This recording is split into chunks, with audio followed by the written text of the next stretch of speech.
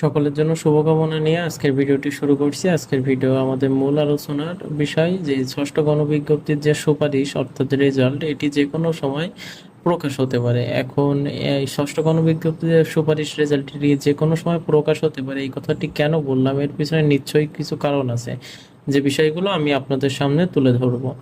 আর ভিডিওর মূল আলোচনায় যাওয়ার আগে আপনাদের কাছে আমার একটি অনুরোধ, আপনারা আমার ইউটিউব চ্যানেলে নতুন হয়ে থাকলে অবশ্যই সাবস্ক্রাইব করবেন।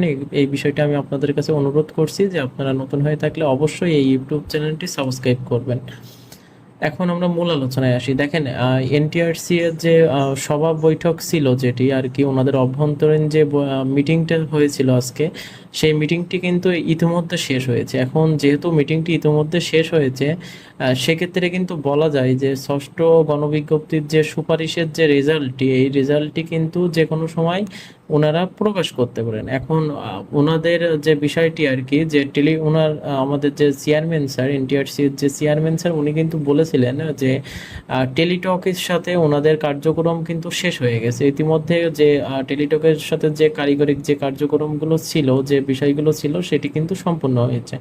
এখন সেক্ষেত্রে বলা যায় যে টেলিটক, উনি কিন্তু আরো বলেছিলেন যে টেলিটক ওনারা চাইলে যে কোনো সময় ষষ্ঠ গণবিজ্ঞপ্তির সুপারিশের যে রেজাল্টটি ওনারা কিন্তু প্রকাশ করতে পারেন। তো সেক্ষেত্রে যেহেতু এনটিআরসি এর অভ্যন্তরীণ যে বৈঠক বা সভা যেটি বলা যায় আর কি, এটি যেহেতু শেষ হয়েছে, সম্পূর্ণ হয়েছে, ভালোভাবেই সম্পূর্ণ হয়েছে, সেক্ষেত্রে বলা যায় যে কোনো সময় কিন্তু ষষ্ঠ গণবিজ্ঞপ্তির যে রেজাল্ট আর কি, এটি কিন্তু প্রকাশ হবে। আর আমি আপনাদের কাছে আবারও অনুরোধ করছি, আপনারা আমার ইউটিউব চ্যানেলে নতুন হয়ে থাকলে অবশ্যই সাবস্ক্রাইব করবেন, এবং পরবর্তীতে আমি যে ভিডিওটি করব, সেই ভিডিওটি সবার আগে আপনি দেখার জন্য চ্যানেলটি সাবস্ক্রাইব করে রাখবেন। ধন্যবাদ।